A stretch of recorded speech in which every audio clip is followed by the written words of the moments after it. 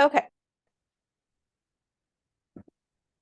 So this is a pretty easy topic, I think, but it's very important. And it's one that I have to talk to the RBTs that are constantly in my house about a lot, because they seem to think that when it's break time, that's their time to like catch up on data, and that's their time to like read emails, and that's their time to like fill in all the little stuff. Oh, let me type up this little blurb about the tantrum I saw earlier. But pairing is a really important part of your interaction with the client. When we become BCBAs, this is going to be something that really needs to be addressed and like honed in on. This is not something that happens with your first meeting and then it stops. You should be pairing a good part of the session, every session, I think. So what is pairing exactly? It's a technique used in applied behavior analysis to help form a rapport with a child by combining the learning environment and the parents with already established reinforcers. So if you have a real young child and they're not wanting to leave mom's side, prying them out of mom's arms is not going to make you the preferred thing. It's not to make them want to be with you anymore. So what I would do is, as much as possible, I would try to encourage mom to put child down and get involved in playing a game with child, mom, and yourself, and just be really animated and involve the client and mom as much as possible, because you want to make yourself as fun and as inviting as possible. Pairing is important because if you don't have the child's interest in the back of your mind, if you don't have their things that are important to them in your mind, like at all times, why should they care about what you think is important? If your employer only paid you every other paycheck and was like, oh, la-di-da, you would get real lax on how important you think certain meetings are and how much effort you put in outside your required hours. If they're not paying you consistently, that's an important part to you, that reinforcement. So it's kind of the same with kids. Like, you want to be able to bring those things that are important to them and show them that you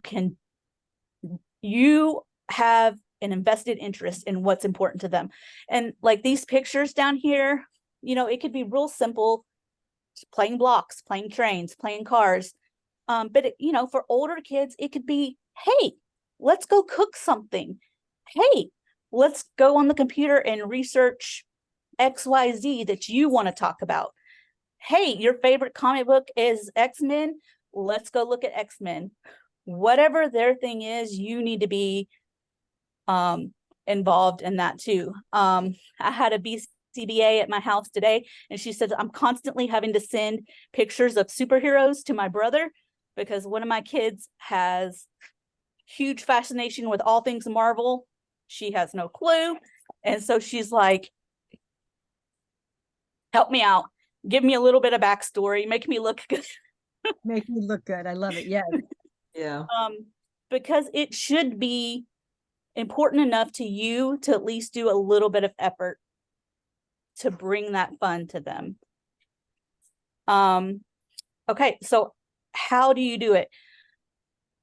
Initially, I would say don't ask a lot of questions, especially if you have a real young client or a nonverbal client. I would just follow them around. What are they geared into? Are they fascinated with the blocks? Are they fascinated with train table? I would do that. You don't want to get into a trap though, where you're going, hey, is this red? Is this red? Because also with ABA, we want to set up we want to set it up that if we ask a question, we expect an answer. Pairing is about placing as little demands as possible. So instead of saying, oh, is this red? Is this red? Or, oh, is your train fast or slow? Or, pretty much anything else you want to ask, you could be like, oh, your train is so fast. Oh my goodness. Oh, I hope he doesn't crash. So you want to make comments and not be, like I said, you don't want to be placing demands. If they don't like you and you're brand new and they don't want to talk to you, asking 150 questions is not going to make it any better. Another thing, I watched a lot of videos today on pairing. And some RBTs seem to think that pairing should take like weeks at a time. It really shouldn't, because if you have a kid and you go 3 weeks and you don't place any demands on them, and then all of a sudden week 3 comes along, and then all of a sudden you're like, oh, hey, we're going to go to the table and do a worksheet. They're going to be like, why? We haven't done any worksheets in the last 3 weeks. Why are we doing one today? I don't know. That doesn't sound good. But I think it is acceptable to take a session or two and just really ingratiate yourself into what they want to do. If they love outside, if they love the swing, if they love, like I said, X-Men comics, or if they love to cook, then taking a session or two to really do that and involve yourself with that is not going to be wasted. That's not wasted time. Some companies have a really hard time getting insurance to approve these sessions. But I think it's our job to make insurance understand that this is a necessary part of ABA. Because if kids are not buying into what we're selling, ABA is not going to happen. And again, like, pairing never stops. So let's say you go a couple of sessions, you don't place any demands or very few demands. The next, session after that, you start requiring a little bit more, you start requiring a little bit more. But at the beginning of every session, I would say the first 3 to 10 minutes, no demands. I used to have a kid, and when I walked in the door, he would just run from me. He'd be like, nope. And I wouldn't say a word. I would just I was like, okay, that's okay. That's okay. I'm just going to sit here with my bag. And I would just start getting out my stuff, and I would just sit it on the floor, and ever so slowly he would start coming down the stairs and be like, oh, what did she bring today? Because I had kids at home about his age. So I was very fortunate. I didn't have to spend a small fortune to be appealing. So I would switch out toys and activities a lot. So, he would be creeping around the corner and looking at what I have. I'd be like, it's okay. You go on back upstairs. It's okay. But before I knew it, he was over there sitting with me, helping me get my stuff out of my bag. Oh, what's this? What's this? What does this do? Like, oh, well, we're going to get to that later. And so, and for the first 10 minutes, that's what we'd do.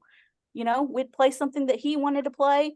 And then I would say, okay, timer went off, time to work. And then pairing would end. I would put in some demands. And then, 10 to 15 minutes later, more pairing. Because especially if they're really young, or if they haven't had a lot of demands placed on them in the past, it's going to take a lot of time to build up for how many demands you can place on them. If you have a client who's been incredibly underestimated, and that people think, oh, he's nonverbal, he's this, he's that, he can't do it, and so he's been able to run free and do everything he's wanted to do for the last 2 years, you're not going to be able to come in and be like, okay, 45 minutes of work, let's go. You're going to have to start very small you know, sometimes even seconds at a time, and then more pairing, a few more seconds, more pairing. You want to phase that out with time, but I think that's an important part of this. You're not just going to jump in and then all of a sudden say, okay, well, we paired for 2 days, so now we have a 3-hour session, let's go. It doesn't really work like that. So while pairing, just be prepared to be very involved. This is the best video I found about pairing, because it actually shows adults that are actually pairing, which is what I always wanted in my trainings, versus, oh, here's an adult pretending to be a child. and this is what it looks like. And I almost used a different video.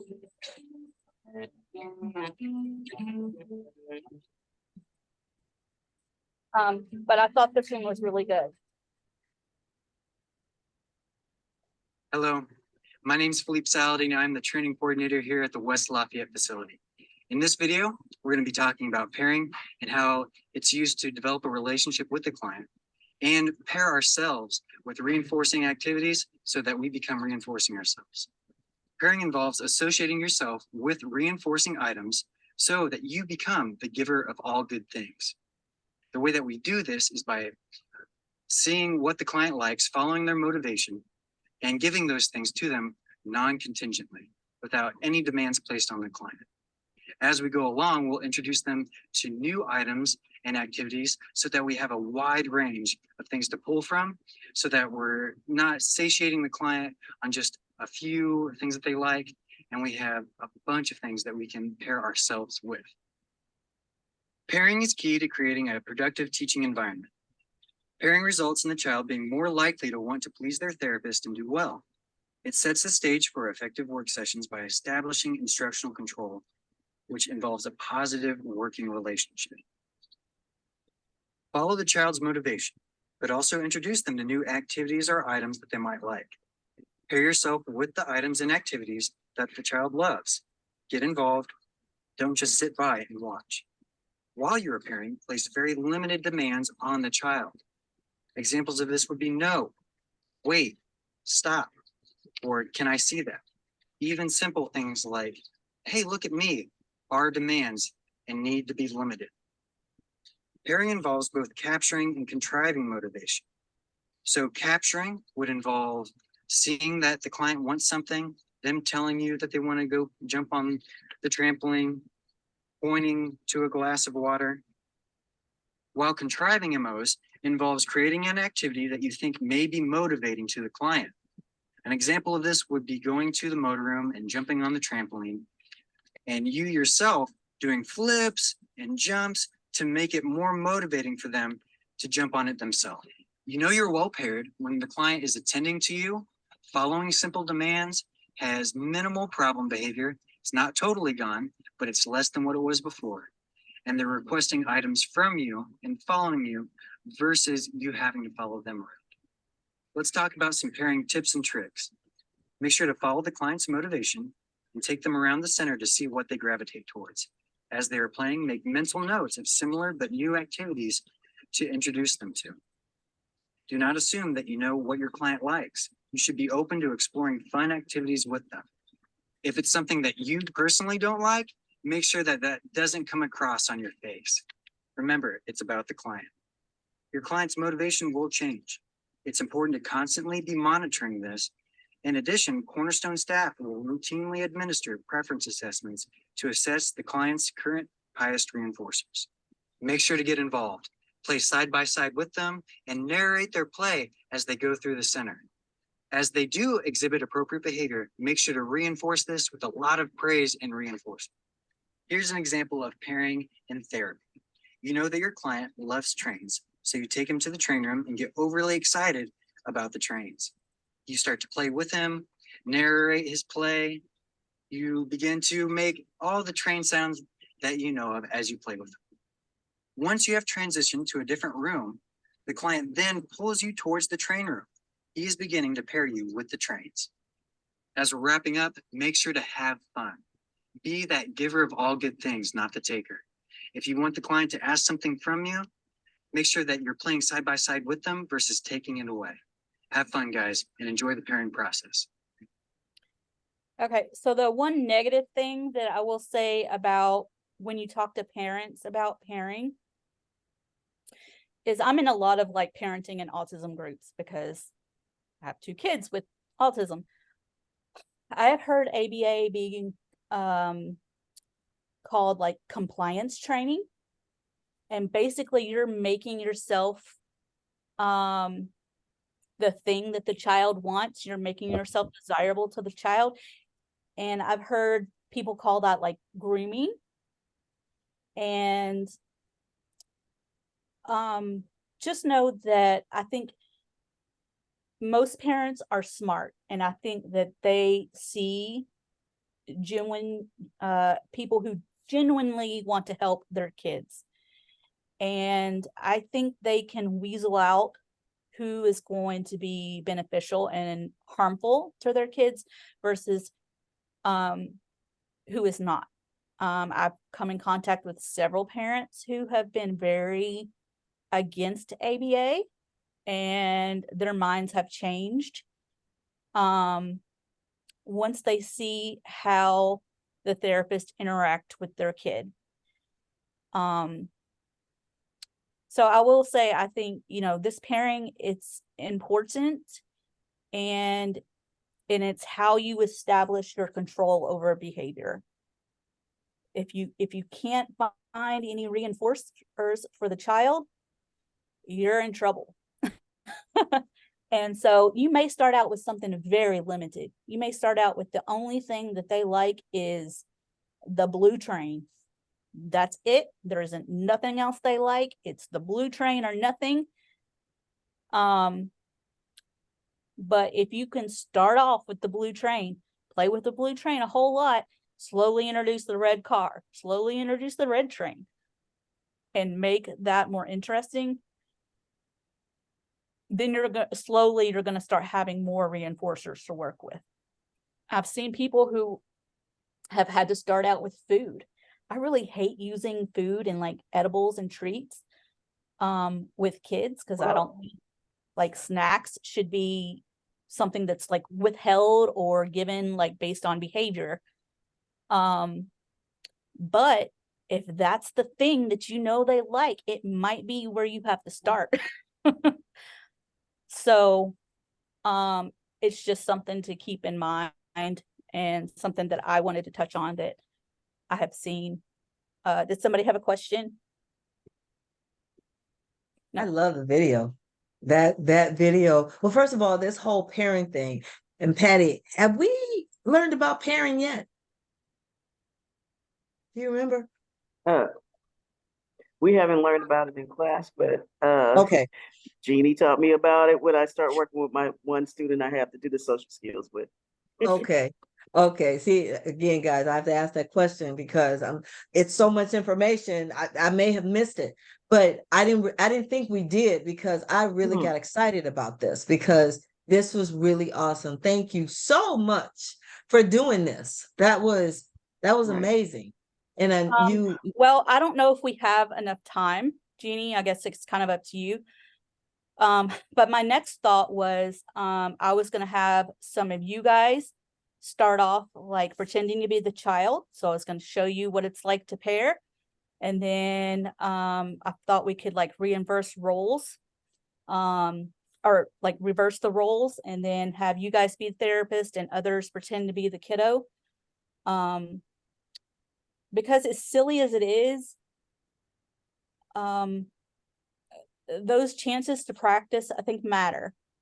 And I mean, we're adults. I mean, I love my kids, but there's only so long a day I can play Thomas the Train. My son is obsessed with Thomas the Train, and he's almost 9. And love that kid. He has a room full of trains, thousands of trains. But there are times when I just have to say, not right now. You're going to have to build that track on your own. Why don't you build it and I'll come look at it in a minute. You know, let's do some practice. Okay. We'll do some practice and we'll get on to ethics or do one other thing, whatever we have time for. But I think you're right. I think this is really important to be able to practice. Now, in the video, he gave us 3 or 4 things that are important to do when we think we're pairing. Lindsay, do you remember what those were? The things that come to mind, and I'm not sure these are the exact words he used, but to be child-led, use few demands, just follow their motivations. I don't know what the 4th one was. Sorry. I don't either, but those sounded pretty good. Right? No questions, make lots of comments. So how do you want us to try and do this? So, whoever wants to go, it doesn't really matter to me. Whoever wants to be kiddo. I can be a kid. Okay. So you just, you show me your toy. This is your first day in ABA clinic. You're coming with your XYZ, whatever it is. Oh, it's her fan. You have zero interest in wanting to be with me. So, sorry, I can't even see what it is. What is it? It's a fan.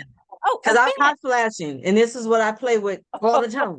So That's a toy that a kid would bring to clinic, though. I feel like I've had kids bring like toys like that. and I'm they like, will go, all right, buddy. Okay, I have so a kid who was obsessed with an electric toothbrush, the vibration of it. for and- sure. So Lindsay, I'm going to let you be the behavior tech first, and Barbara's going to be your kid. I'm going to put you on a timer so that we get this done. And I'm going to give you 30 seconds to demonstrate some pairing with Barbara. Oh, Ready? Go. hi, Barbara. I see your fan. That's so fun. Oh, it's making me cold. Brr. Brr. Oh, it makes my voice funny. Can you make funny voices? And see, I asked a question. I still fail at this all the time. your turn. Ah! Oh, it sounds echoey. Awesome. All right. 30 seconds. How hard was that to do for 30 seconds? Very hard. Yeah, it was. Okay. Who's next, guys? Who wants to be a kid? Do you want me to be clinic? Do you want me to be RBT again, or No, somebody else is going to be RBT. Everybody switches. sure, I'll be a kid. Okay, Lindsay's the kid. Who's the RBT? Christina, thank you for volunteering. I can do it. All right. All right, here we go. Go for it. Hi, Lindsay. So good to see you, friend, today.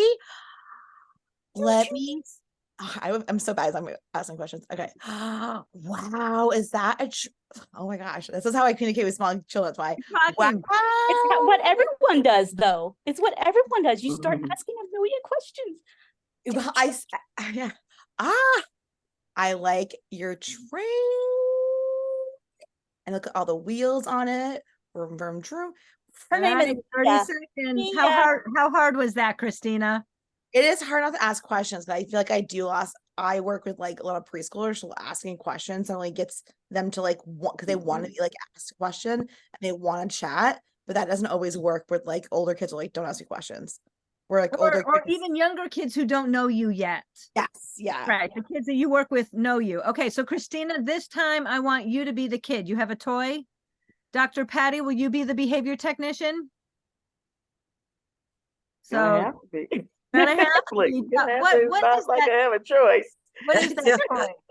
It's a pop Maribel. My brother collects pops, so he always buys me those Okay. Funko Pops. That's his thing that he likes, so I collect them now because of him. Because he likes them, of course. Okay, 30 seconds. So Patty, It's pair with what's the Christina. toy? It's Maribel. Doll. It's a doll. Oh. Hi, Christina. Hi. Hi, I see you have a doll. Mm. You like playing with dolls? No, don't ask questions. that your favorite? Oh, like- you like the hair. You like the hair on the down? Yes, Oh, I yes. see it. You both have It brown makes you hair. happy. Both have Hair, brown yes. curly hair. See my doll. That's 30 seconds. How hard was that? Hard. It is hard to not ask those Especially questions. when you have other adults watching now. It was just me and a Exactly. kid, We are then it'd be a staring different you story. down. Yes. In person, I feel like it's less intimidating. Where in person, like Mhm. again, I'll be on the floor and have no shame of how ridiculous I look, but it's that weird on the screen factor. I think Absolutely. we're also Yes. conditional. Like this is a meeting because we're on a screen, and suddenly we're like, I don't know how to be silly anymore. Right. Right, right. Right. Okay, Barbara, you're going to be RBT. Dr. Patty, do you have a toy? I had one. My dog came and got it, but I have it back. What is The it? little cup, Starbucks cup of coffee is a squeaky Stuffed toy. cup thing. A squeaky Oh. toy. Okay, Barbara, are you ready? Do it. Yes. Hi, Patty. What's that you got there? Coffee. Oh my goodness. Oh my God, is that talking coffee? I love that. Is that a straw that you can sip out of Straw. it? Oh my goodness, that is amazing. Marshmallows on top? Okay, I've got to get one of those. I love that. Thank you so much for sharing that with me. All right, that's 30 seconds. How hard was that to do and not ask questions? You know what? I am goofy like this. So it didn't even, you're talking to someone, my daughter has $179. Okay. I only have one child. So this is my life. So I'm absolutely comfortable with doing that. My problem would be going overboard. Okay, and I'll just bring some awareness. Over half of what you said were questions. Wow, didn't even know it. Right. Didn't even We know it. don't know it. Wow. That was Lindsay's point. It's what we do. We are trained to ask questions. Okay. And I bombed. So you said bomb. All right. I did the same. It was my training and I asked a question. Yeah, it is. Then it is hard. Then it is because I thought I was doing what was right, but I never thought those were questions like that because I thought it was fun stuff. But you're right. There were questions. So yeah, that is hard. It is. was fun, but it was still Yep. questions. All right. Yep. Did everybody get to be an RBT? So I yeah. think so. Yes. I think Okay. so. Now I'm going to make you do it again. And this time I'm going to give you some instructions, some more clear, because that was kind of your baseline and you all are panicking out and everything.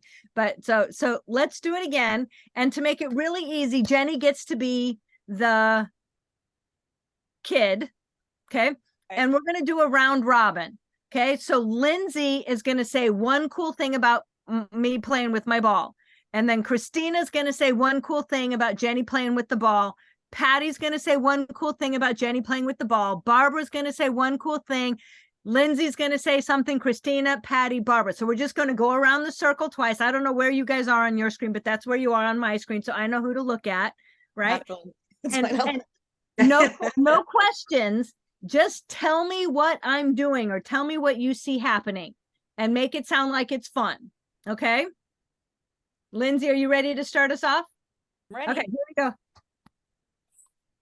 Oh, wow. That looks so fun.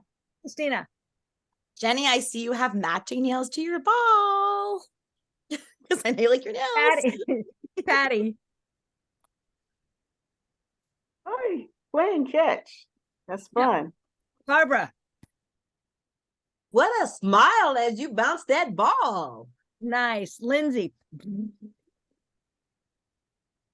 Ooh. Let's play a game. Awesome. Christina. Is it not? I want to ask a question. I'm sorry. Love the noise you're making with that ball. Nice. Patty. Sounds like a balloon. Barb. Oh, wow. You're in tune with the ball. Awesome, you guys. Okay, so how was it different the second time around when Jenny was being the kid versus the first time when you guys were winging it? Well, with not winging it, I was much more focused on telling you what you were doing. Awesome. Who else? I think being like able that we were sitting long a period too, I was able to like watch you and then see what you were doing and then observe and then interact with that observation versus just being like, oh no, I have like 30 seconds to go versus Yeah. I can actually take in what I'm saying. And when hearing other people comment, you know, you can think, okay, I see there's a pattern, and that helped. Yes. And I Awesome. think too with like pairing, like I don't think you have to be overly like bubbly and excited. I think some people thrive on that. I'm not one of them. I'm not like I can't sing songs all day. I love working with small kids, but it's just not my thing. Like enough And already. some kids will respond really well to the bubbliness and the singing songs but for some kids it's just too much. And I Yeah. think that also goes with being self-aware of your own like demographic niche of like where what you like your person going back to soft skills and stuff, bring it all back. Like I think that kind of goes back to knowing your own strength and weaknesses within that as well. Because I like master the 0 through 5 sector, but even though I work in early education, which goes up to age 8 and 9, like once they hit like 10, 12, I kind of like lose those years until they get to like college age again. And even my nieces are like, you ignored us for 5 years. My nieces are all in their 20s now. And that's the joke now because they're young adults and suddenly they now need like behavioral coaching of things in different ways as an aunt. So, but I think like knowing your own personal strengths too, that helps of like knowing how you engage. Cause if I went to perkly and bubbly to a 12-year-old, like my 14-year-old nephew, when I do that to him now, he's like, Ani, I'm 16, 14. Like, what do you do? I'm like, no, Yeah. you're my baby. And he's like, no, I'm not anymore. No, make it stop. Yeah. So good point. The other point though is that when you're pairing, you do what's fun to the kid. So even when Jenny wants to pull her hair out, if I have to be all bubbly one more time, if that's what makes my little kid super happy and gives me the big smiles and the giggles, then I have to be bubbly and happy. But know yourself, know what you're good at, know your demographics, who the kids or the client base is that you're working with, but also go for what makes the kid like you. Yeah. Right? Yeah, and that's another thing like about asking questions that I've learned with time is it's okay to ask questions if the kid likes it. If they're into it and that's how you're gaining information and gaining rapport with that kid, awesome. But if that kid's looking at you like, who are you? Get out of my space. Too many Asking hard a bunch questions. of questions is probably not the way to go. And two, like eventually we want to set up the expectation that, question is asked, you answer. So even if you're not really expecting an answer while you're pairing, that's kind of setting up an expectation of, oh, well, I didn't answer her. I've had some kids too. I literally have just been quiet. Like the first like session we were meeting each other, I was like, they're Legos. I've just gone next to them and parallel played with Legos next to them. Just so they can see like, oh, she plays with Legos too. And that's something again, that notion of like good things come from me. But I've just been quietly sit next to them so they can suddenly be like, can you pass that block or let the child lead? And that sometimes has worked really well, especially for kids who aren't verbal, that it puts a lot of pressure off them to feel like there has to be some verbal communication, and then I can suddenly learn how they want to communicate with me. Be it, do they prefer a picture board? Do they prefer an AAC device, or how they prefer to communicate? I had one client who hated using those, so he found different ways to communicate with me. That was that because he hated using them. So parents like, this is what it means. It's not sign language. We've all kind of learned, and we all worked with it as long as everyone was safe. So. And I I have mean, to agree. and that's another, sorry. I was just saying that's another thing. Like if you're working with teens who are more verbal, saying, hey, what do you like? What kind of music do you like? Is probably more okay and more appropriate for that setting, but you have to kind of gauge your audience. If they're still unhappy to be around you. Yeah. Barb, what was your last thought? Some of my kids don't like to color. I like to color. Color was part of my therapy. So I just, one day I was really having one of those interesting days. I said, what? Pulled out a coloring sheet, had some more, and I just went to the table and I started coloring. Before I knew it, particularly the ones that didn't like the color were over coloring. And it's like, does anyone have a pink? And I started that first. Does anyone have a pink? Thank you, Wendell. And just kept coloring. Thank you, Wendell. Here's your pink back. And that was the only dialogue that we were having. And we colored for about an hour. We just sat there and just did that. And I was just showing them how you can relax and enjoy just coloring. And they were fascinated watching me. It's like, oh, that is so pretty. How did you do that? Because I stay in the lines. Then my kids that were scrabbling, now guess what? They're trying to stay in the line because they saw me doing it. Just what you were saying, Christina. That was it. They're so impressionable. So impressionable. So if that is, is that like a indirect pairing in a way? Well, probably even just pairing. Okay. For sure. Okay, pairing.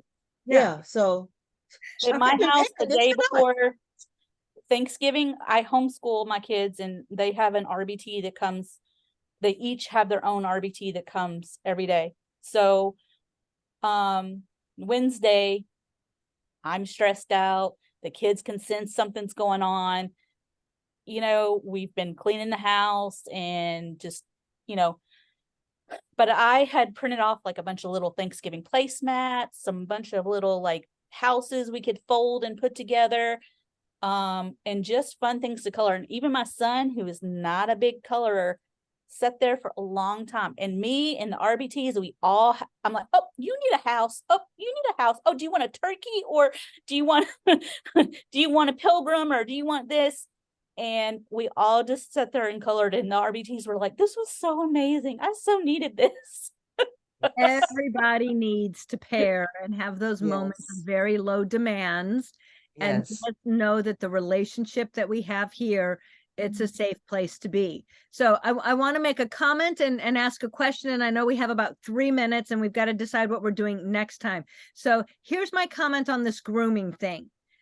Because I have been one who says, I want them to know that I'm the giver of all good things. And that can sound a little creeperish in this day and age of just weird crap that's out there. I get that.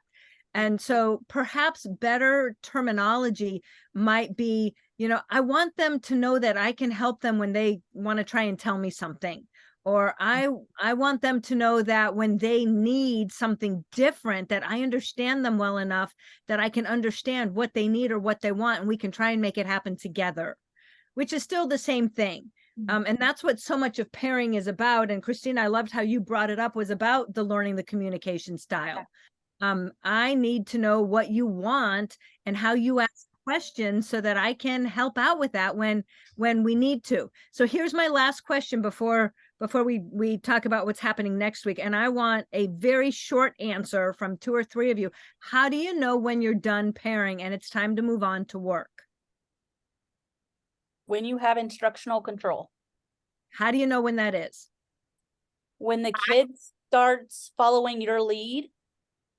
Okay. Like, I think if instead of, they pick Legos and then you get up and you go over to the train table, if they come over to the train table with you and say, what are you doing? Let me check that out.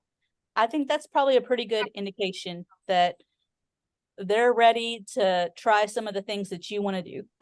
Awesome. Christina, what are your thoughts? How I've always done it, especially if the younger, I've always kind of tested out, like, oh, you need the ball or the train, and kind of let them pick, but it's giving some demand that suddenly they have to make a choice, and seeing like, will they engage with that choice? And then being like, okay, it's the balls, let's go over here, and going with that. And suddenly it's part of a natural place we're doing, but they're still having to follow some demands. So I'm seeing, like, testing, like, okay, well, how much demands can I kind of push, but still make it play and interactive? And I kind of do that. And that's when I'm going, okay, so we can now we've gone to the point that they will do trials with me, that, or whatever it is we're doing, that I can suddenly start integrating, instruction there.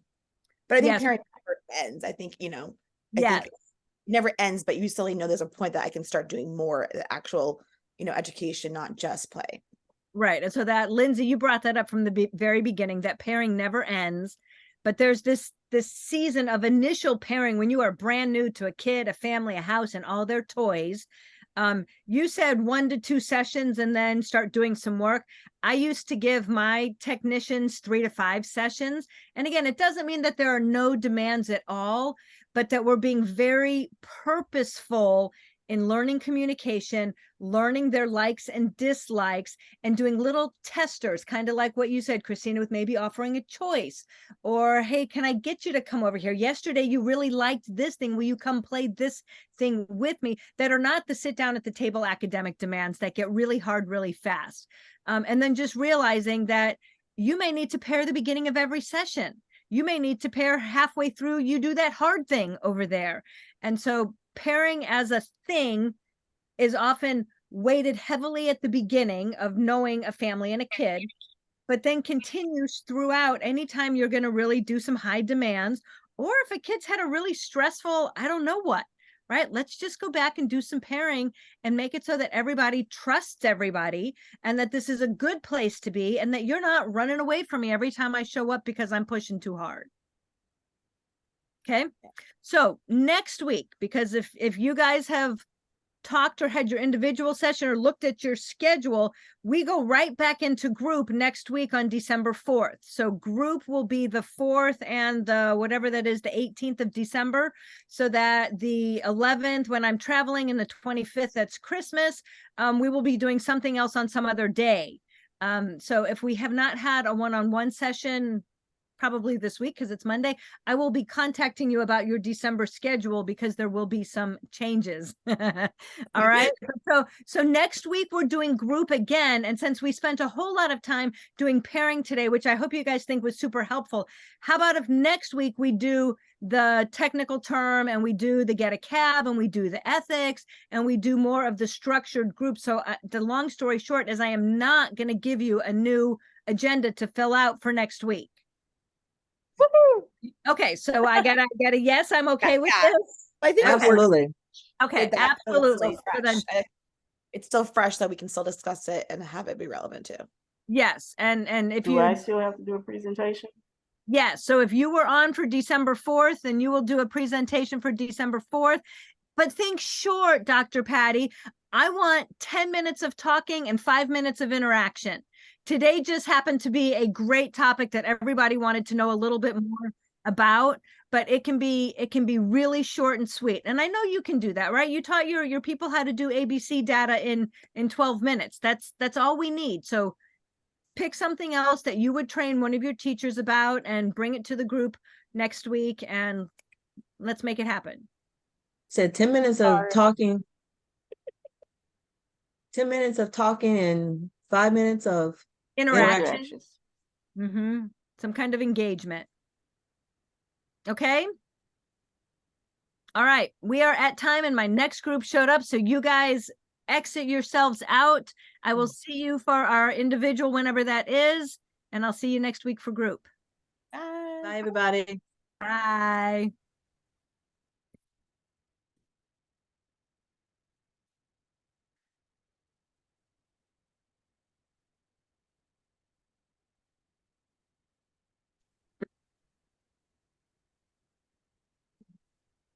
And we're back.